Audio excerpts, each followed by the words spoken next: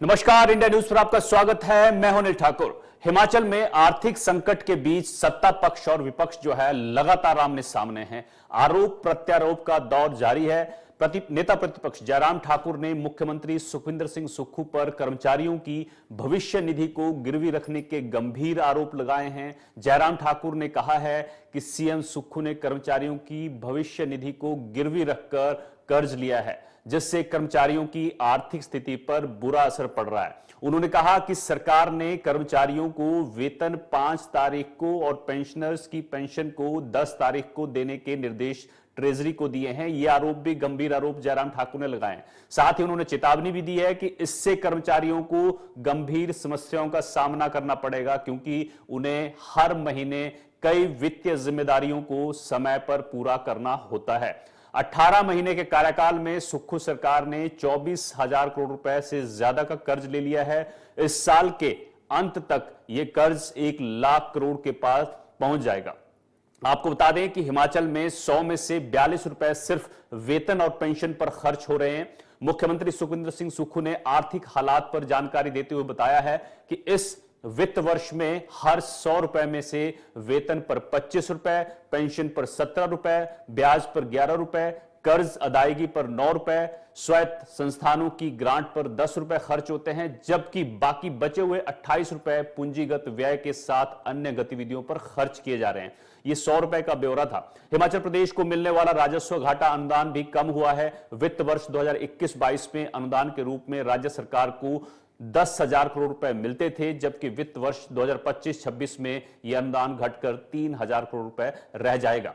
CM Sukhvinder Singh Sukhu कई बार BJP पर आरोप लगा चुके हैं कि राज्य सरकार को पिछली बीजेपी सरकार से 75,000 करोड़ रुपए का कर्ज विरासत में मिला है। इसके अलावा 10,000 करोड़ रुपए की बकाया देनदारियां भी विरासत में मिली हैं। हिमाचल की अर्थव्यवस्था को पटरी पर लाने की कोशिशें जारी हैं और हिमाचल को आत्मनिर्भर बनाएंगे। हिमाचल में वित्तीय संकट पर बोलते हुए सीएम सुक्खू ने कहा कि प्रदेश में कोई वित्तीय संकट नहीं है, जल्द स्थितियां ठीक होंगी। लेकिन तो जयराम ठाकुर के आरोपों पर चर्चा करेंगे, कितना दम है। सीमा ठाकुर बीजेपी की तरफ से, कुशाल जेठी कांग्रेस की तरफ से हमारे साथ जुड़े हैं। आप दोनों का स्वागत है, सीमा ठाकुर जी, कुशाल जेठी जी। सीमा ठाकुर जी, सबसे पहले मुझे आपसे जानना है कि जयराम ठाकुर ने जो आरोप लगाए हैं, उन आरोपों को लेकर आपका क्या कहना है? कैसे ये जो आरोप लगे हैं, क्या आपके पास प्रूफ है भाजपा के पास?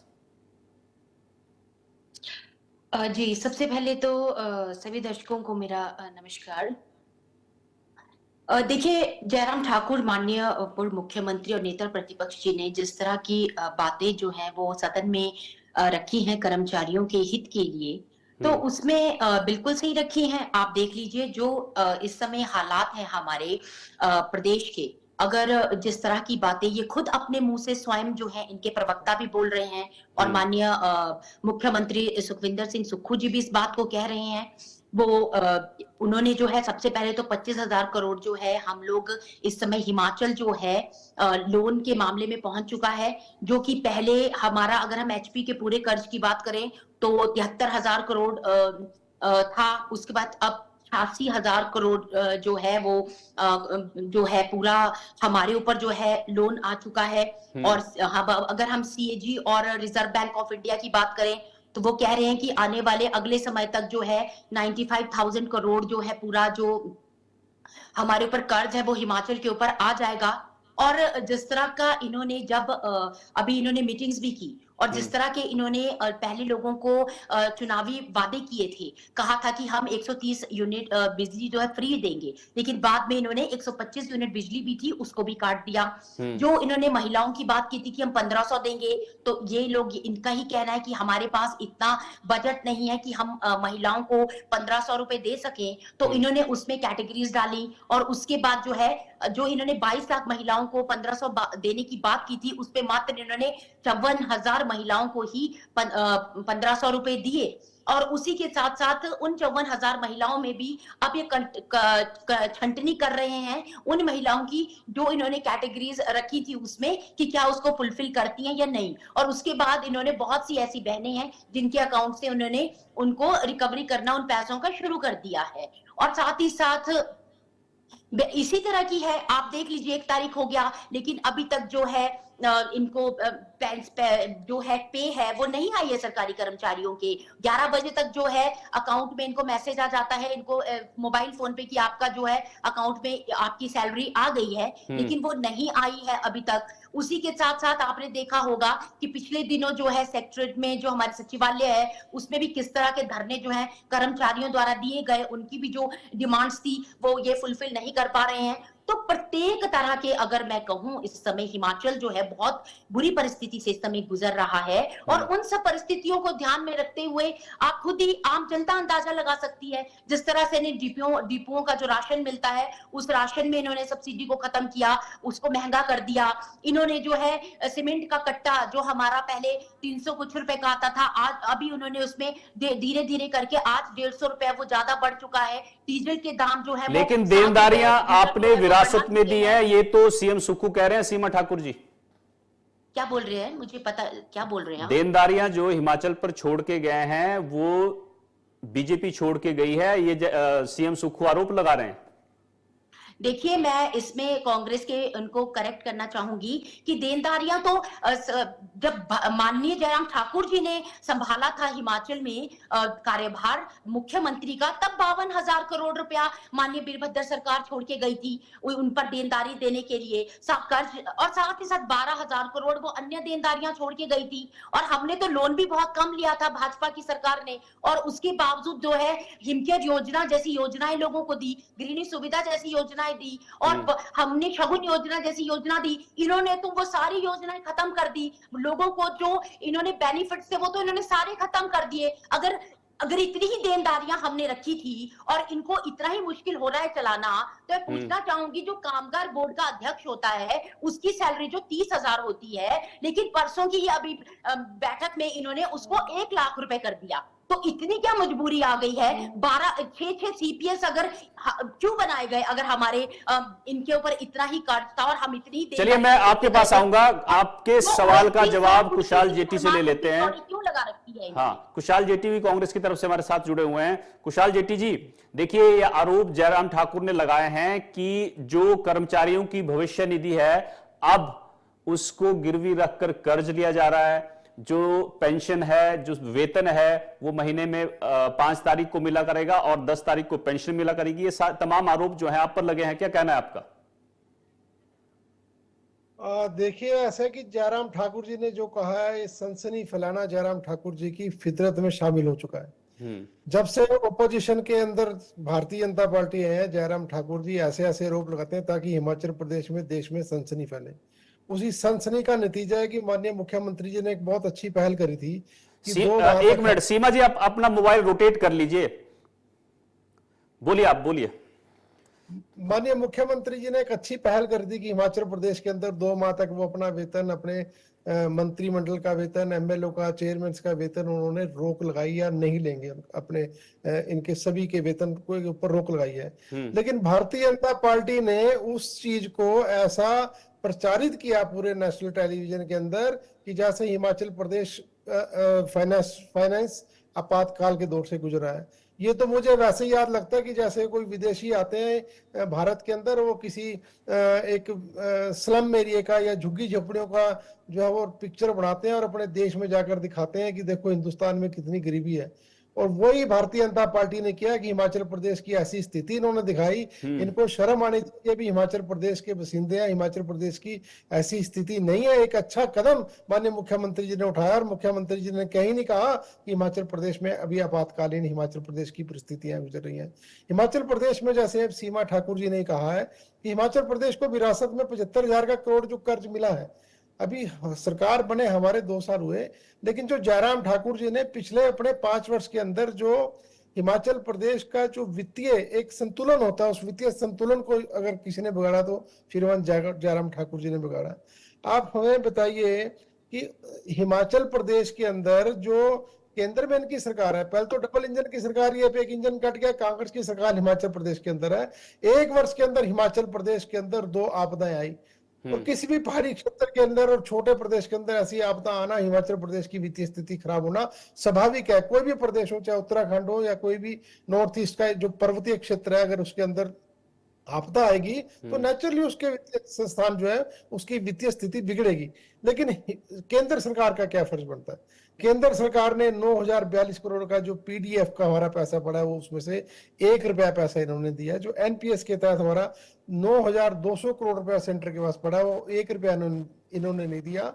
ओपीएस हिमाचल प्रदेश की सरकार ने लागू किया। ओपीएस लागू करने के बाद केंद्र सरकार ने तरह तरह के प्रतिबंध हिमाचल प्रदेश के ऊपर लगाए, लेकिन फिर भी हिमाचल प्रदेश के माननीय मुख्यमंत्री ने परसों ये कहा कि हम 2032 तक हिमाचल प्रदेश को आत्मनिर्भर बनाएंगे। और मुझे बताओ कि हिमाचल प्रदेश ने क्या गलती करी यार? महिलाओं को 1,500 रुपए दे के क्या जुल्म किया? क्या भारतीय जनता पार्टी अपने जो इनके शासित प्रदेश है, चाहे वो मध्य प्रदेश है, चाहे वो राजस्थान है, चाहे वो महाराष्ट्र है, क्या वहां पर नहीं दे रहे? हिमाचल प्रदेश ने कहा जब से 2 साल में माननीय सुखविंदर सिंह सुक्खू जी की सरकार बनी, इन्हें हिमाचल प्रदेश में कहा एक पैसा भी अगर इन्होंने नाजायज खर्च किया हो बताइए आप।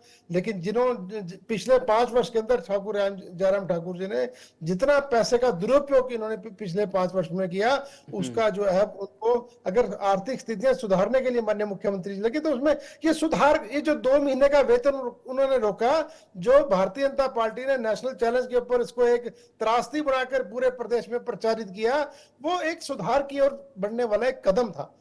और धीरे धीरे आप खुद देखिए कि 2020-21 के अंदर जो हिमाचल प्रदेश का राजस्व घटा था 8,050 करोड़ था, वो 1,800 घटकर 6,000 करोड़ रह गया। और आने वाले समय में 3,000 घटकर लगभग 6,000 करोड़ इसका घाटा रहेगा। और हिमाचल प्रदेश की सरकार अपने आप को आत्मनिर्भर बनाने के लिए जब आप कोई ना कोई अच्छा कदम उठाएंगे, सुधार की तरफ चलेंगे, तो उसमें आपको कुछ ना कुछ तो सख्त निर्णय लेने भी पड़ेंगे। आपने देखो ना, अपना खर्च बढ़ाने के लिए कुछ आपको कटौतियां भी करनी पड़ेंगी, कुछ आपको ऐसे निर्णय लेने पड़ेंगे जैसे कि हमारी बहन सीमा ठाकुर जी बोल रहे थे कि इन्होंने कुछ ऐसे बंद कर दिया, ये बंद कर दिया। अरे बंद कुछ नहीं किया, आपने दिया क्या जो हमने बंद कर दिया? आपने कुछ नहीं दिया। जो सारी योजनाएं थी वो कांग्रेस की सरकार के समय की चली हुई योजना थी, आपने तो बंद किया, लोगों की रोजी रोटी बंद कर दी। जो सिलेंडर को याद नहीं करो आप, 400 रुपए का सिलेंडर था तो गले में ढोल बजाकर आप सड़कों में उतरते थे, आज 1,000 रुपए का सिलेंडर हो गया। आपने ये सब्सिडीज बंद करी। उज्ज्वला योजना आप कहते हैं शुरू करिए, मैं कहता हूँ माननीय स्वर्गीय श्री वीरभद्र सिंह जी ने हिमाचल प्रदेश में ये योजना शुरू करी थी, उसके बाद में सेंटर ने योजना शुरू करी। लेकिन उज्ज्वला योजना के तहत आप एक सिलेंडर देके उसके बाद उसको गरीब महिला को भरवाना पड़ता है, लेकिन उसको भरवाने के लिए उसके पास पैसे नहीं है। आपने जो मजाक देश की जनता के साथ किया है वो देश की जनता समझ रही है। सीमा ठाकुर जी, लेकिन हिमाचल प्रदेश की जो आज परिस्थिति है, हिमाचल की प्रदेश की स्थिति ऐसी बुरी नहीं है जैसे ये भारतीय जनता पार्टी के लोगों ने इसको प्रचारित किया। और माननीय मुख्यमंत्री जी ने विधानसभा में भी कहा और कल भी कहा। और सीमा जी कह रहे हैं कि आज 11 बजे तक हम पता नहीं ये चेक कर रहे थे मोबाइल, कर्मचारियों की तनख्वाह की नहीं आई। हिमाचल प्रदेश के अधिकतर और मैक्सिमम कर्मचारियों की तनख्वाहें टाइम पर जा चुकी हैं। और ये कहीं कोई आदेश मुख्यमंत्री जी का नहीं है कि 1 तारीख को 5 तारीख को यानी कि आप आरोप लगा रहे हैं कि सिर्फ बीजेपी सनसनी फैला रही है। सीमा ठाकुर जी, आपके ऊपर जो है सनसनी फैलाने का आरोप लग रहा है। सीएम सुक्खू विधानसभा के बाहर भी बोल चुके हैं कि नेता प्रतिपक्ष सिर्फ और सिर्फ सनसनी फैलाते हैं। कुशाल जेटी भी यही कह रहे हैं, जवाब दीजिए। सबसे पहले तो मैं कुशाल जी से बोलना चाहूंगी कि जो वेतन पर ये रोक की बात कर रहे हैं कि मुख्यमंत्री जी और जो कैबिनेट के मिनिस्टर्स हैं वो उन लोगों ने कहा था कि हम वेतन नहीं लेंगे। वो बाद में इस बात को मुकर गए थे और वो वेतन लेंगे। ये सिर्फ, मैंने कहा, ये सिर्फ प्रोपोगेंडा कांग्रेस करती है, भाजपा कभी नहीं करती है। और ये भी खुद जानते हैं इस बात को, लेकिन फिर भी मीडिया के सामने आएंगे और चीजों को बरगलाएंगे। दूसरी बात, इन्होंने कहा कि मैं कह रही थी कि ऑलरेडी 73,000 करोड़ का जो है वो लोन था। नहीं, मैं इनको बताना चाह रही थी कि जो 25,000 करोड़ का इन्होंने लोन ले लिया है उसको मिलाकर हमारे देश पे, आज हमारे प्रदेश पे इतना कर्ज हो चुका है। मैं ये नहीं कह रही थी कि हमने इनको पीछे से ये विरासत दी, नहीं, हमने इतनी बड़ी विरासत भाजपा ने कभी नहीं दी। इन्होंने कहा कि कटौतियां करनी पड़ती हैं, तो मैं इनसे पूछना चाहूंगी कि क्या ये कटौतियां सीपीएस के जो लाभ के पद इन्होंने दिए हैं उनके लिए जो ये सरकारी पैसा खर्च कर रहे हैं, क्या उसमें ये कटौतियां करेंगे? जो माननीय मुख्यमंत्री जी ने ओएसडीज रखे हैं, क्या उनको नहीं कम कर सकते? जो ये 50-50 लाख रुपए का मंत्री महोदय के कमरे बनाए जा रहे हैं, क्या ये उसमें कटौतियां नहीं कर सकते? तो उन गरीब जनता और उन आम जनता को ही इन्होंने कटौतियां दिखानी है, जिन लोगों ने इनको वोट दिए, या जिन लोगों के भरोसे इन्होंने सरकार बनाई और उन लोगों को इन्होंने 10-10 झूठी गारंटियां दी और लुहावनी ऑफर्स दिए, जब जब इन्होंने इनको लगा कि हम अब सब इलेक्शन आने वाले हैं, चाहे वो एमपी इलेक्शन हो चाहे बाय इलेक्शन हो जो हमारे विधानसभा के हुए, तब तक इन्होंने उन महिलाओं को ठगा जो भोली भाली हमारी बहनें हैं, जिन्होंने विश्वास किया कि क्या पता इस बार ये लोग हमारे साथ कुछ न्याय कर देंगे।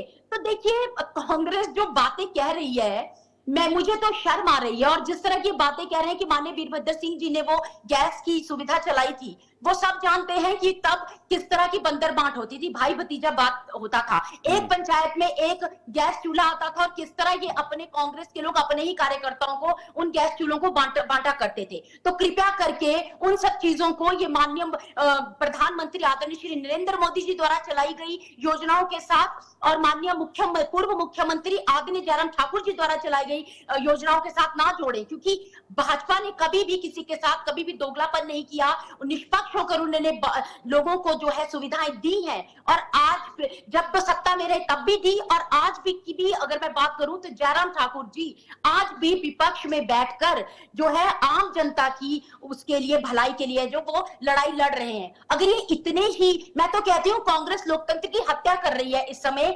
विधानसभा में बैठकर भी, जब बार बार हमारे पूर्व मुख्यमंत्री जी नेता प्रतिपक्ष हम बोल रहे हैं उन्हें क्वेश्चन के लिए कि हमें क्वेश्चन पूछना है, हमें क्वेश्चन पूछना है कर्मचारियों की सैलरी को लेकर, अन्य सुख सुविधा, जनता की अन्य सुख सुविधाओं को लेकर, तो क्यों इनके विधानसभा अध्यक्ष जो हैं उन्हें अनुमति नहीं दे रहे हैं, क्यों उन्हें वॉकआउट करके बाहर बार बार जाना पड़ रहा है? क्योंकि ये इनका कार्य करने का तरीका है कांग्रेस का। कांग्रेस जो है इसी तरह से कार्य करती है, वो सिर्फ अपनी बात को मनवाने की बात करती है। और आज भी मुझे सच में तरस आ रहा है हिमाचल की जनता पर, उस गरीब जनता पर जिन्होंने भरोसा किया इनकी झूठी बातों पर, इनकी झूठी गारंटियों पर और इनकी झूठी गारंटियों पर, और आज जो है आज वो पछता रहे हैं। आम जनता से तो आप सब कुछ छीन रहे हो और अपने लिए आप कोई कटौतियां नहीं कर रहे हो। मैं याद कराना चाहूंगा, बहुत ही शर्मसार बात है मुझे लगता है। आपने बहुत बोल दिया। कुशाल जेट्टी जी, ठीक है, कुशाल जेट्टी जी, आप सीमा जी को जवाब दीजिएगा, लेकिन एक सवाल मेरा ये भी है कि क्या हिमाचल में वित्तीय संकट है, हाँ या ना? वित्तीय संकट हम ऐसा नहीं कह सकते कि, क्योंकि विधानसभा में सीएम ने कहा वित्तीय संकट है, लेकिन कल उन्होंने कहा कि कोई आर्थिक संकट नहीं है। नहीं, वित्तीय संकट जिस हिसाब से मैंने आपको कहा ना कि भारतीय जनता पार्टी के नेताओं ने राष्ट्रीय स्तर पर प्रचारित किया, ऐसा वित्तीय संकट बिल्कुल नहीं है। और जहां तक हमारी सीमा ठाकुर जी बोल रहे थे कर्मचारियों के देशी जयराम ठाकुर जी, तो जयराम ठाकुर जी वो है जिन्होंने कहा था कि अगर पेंशन लेनी है तो चुनाव लड़के आइए, इस्तीफा दीजिए नौकरी के अंदर। और दूसरा इन्होंने कहा कि मंत्री जी ने भी बोला, अरे मैडम सुनिए आपके मंत्री जी ने भी बोला, अब आप मेरी बात सुनिए, मैं आपके बीच में बिल्कुल नहीं बोला, आप मेरी बात सुनिए, अब आप मेरी बात सुनिए पहले, मैंने आपके बीच में कुछ नहीं बोला, आप मेरी बात सुनिए, आराम से सुनिए, मैं चुपचाप सुनता रहा आपकी बात को, पेशेंस रखिए, आप गुस्सा मत होइए, आराम से सुनिए। मुझे पता है जो बंदा झूठ बोलता है उसको गुस्सा बहुत जल्दी आता है। बिल्कुल भी नहीं, जनता खुद जानती है, जनता जानती है, तभी आपको, तभी बाई इलेक्शन में आपको जवाब दिया, जनता ने बाई इलेक्शन में आपको जवाब दिया। आपने कहा 50 लाख रुपए कमरे में खर्च हुआ, आपके 2 मंजिल के ऊपर जयराम ठाकुर जी ने लिफ्ट लगाई ओक ओवर के अंदर, वो आपको खर्चा नजर आता? 1 मंजिल जयराम ठाकुर जी चल नहीं सकते। महिलाओं के अपमान की बात करते हैं, महिलाओं को जब 1500 रुपए देने की बात आई, आपने चुनाव आयोग को जाकर उसको चिट्ठी को रुकवाया कि महिलाओं को 1500 रुपए कांग्रेस दे रही है, इसको रोका जाए। अरे झूठ बोलते हुए शर्म आनी चाहिए। अगर आपने इतना ही कांग्रेस पार्टी ने बुरा किया तो पिछले चुनाव को उठा के देखिए, उपचुनाव के जो आपके कारण हिमाचल प्रदेश को नंगा नाच आपने पिछले बजट सत्र के अंदर आपने पूरे देश को दिखाया। हिमाचल प्रदेश को इतना बदनाम करने की भारतीय जनता पार्टी ने कोशिश करी पिछले 2 वर्ष में, इनसे बर्दाश्त नहीं हो पा रहा कि हम ओपोजिशन में आ गए। ये सत्ता के इतने लोलुप हैं, सत्ता के इनके लिए इतनी मतलब तरसते हैं सत्ता के लिए, किसी भी हद तक जाने को तैयार हो जाते हैं। हिमाचल प्रदेश को जितना बदनाम कर सकते हैं इन लोगों ने किया, इसका जवाब हिमाचल की जनता ने उनको दे दिया और आने वाले समय भी जनता इनको देगी। जहां तक जनता की बात करते हैं, जनता इनके साथ हिमाचल की कहीं नहीं खड़ी है, और जनता हिमाचल प्रदेश की पढ़ी लिखी और समझदार जनता, और यहाँ की awareness, political awareness Himachal Pradesh की जनता के अंदर है। हिमाचल प्रदेश के मैडम आप कहती हैं हिमाचल प्रदेश के अंदर, माननीय मोदी जी कहते हैं हिमाचल प्रदेश मेरा दूसरा घर है। क्यों आप वहां से केंद्र से सरकार से पैसा लेके क्यों नहीं आते? आप मुझे बताइए, भारतीय जनता पार्टी के नेता हिमाचल प्रदेश से बड़े बड़े पदों के ऊपर बैठे हैं, एक बार भी डिजास्टर में, आपातकाल में माननीय प्रधानमंत्री मुख्यमंत्री जी ने एक हवाई सर्वेक्षण भी नहीं किया कि मैं अपने हिमाचल प्रदेश के दूसरे घर को जाके देखूं कि मेरे प्रदेश के लोगों की स्थिति क्या है। हिमाचल प्रदेश को दूसरा घर बताने वाले प्रधानमंत्री मोदी जी और जेपी नड्डा जो खुद हिमाचल प्रदेश से आते हैं, क्या उनके आंख नाक कान बंद है? क्या उनको हिमाचल प्रदेश की आर्थिक स्थिति का नहीं पता? क्या वो हिमाचल प्रदेश में आकर सीमा जी को भी फ्रेम में ले आइए, जरा दोनों को फ्रेम में ले आइए। सीमा जी, आप सुन रहे हैं, देखिए कुशाल जेट्टी जो है आरोप तो गंभीर लगा रहे हैं, लेकिन एक बात इन्होंने कही कि सैलरी कर्मचारियों की हिमाचल में आ चुकी है, आप कह रहे हैं नहीं आई है। आपने कंफर्म किया किसी से कि आज सैलरी आ गई? बिल्कुल, मैंने टेलीफोनिकली कंफर्म किया है, बिल्कुल। और भारतीय जनता पार्टी के कार्यकर्ताओं से कंफर्म किया उन्होंने, जो सरकार के कर्मचारी हैं उनकी सैलरी आ चुकी है और उनकी सैलरी मिलती रहेगी। माननीय मुख्यमंत्री जी ने जो 2 महीने की बात कही है, इनको भी एक बड़ा दिल दिखाना चाहिए, अपने एमएलए को बोलना चाहिए। माननीय मुख्यमंत्री जी ने कोई 2 महीने की बात नहीं की है, बाद में वो मुकर गए हैं। आपके मंत्रिमंडल मुकर गए, आपके विधायक मुकर गए थे। आप झूठी संजीवनी मत फैलाएं। वो इस महीने भी पैसे लेंगे, वो अगले महीने की तनख्वाह लेंगे, उससे अगले महीने की तनख्वाह लेंगे। वो हाथी के दांत माननीय मुख्यमंत्री जी ने अपने पूरे जीवन की कमाई जयराम ठाकुर जी को दी। झूठ सनसनी ना फैलाएं, लोगों के मध्य झूठी बातें ना करें। अगर इतना ही है तो 50 लाख रुपए का आप खर्च करके मंत्रियों के कमरे बनवा रहे हैं।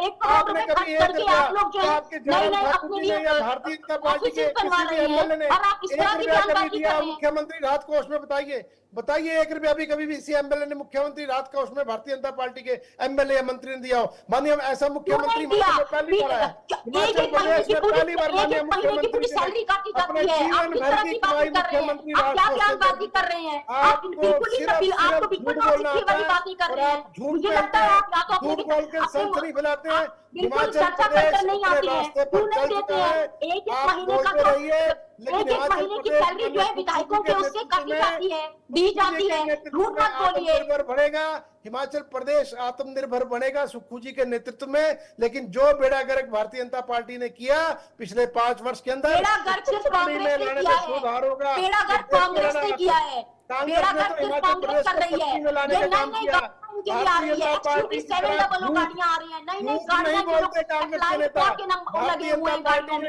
नौकरशाही के लिए ये लोग हर चीज करने चलिए अब देखिए बेड़ा गर्क किसने किया, ये तो आपस में आप आरोप प्रत्यारोप करते रहेंगे, लेकिन सच ये है कि हिमाचल पर जो कर्ज का बोझ है वो लगातार बढ़ रहा है।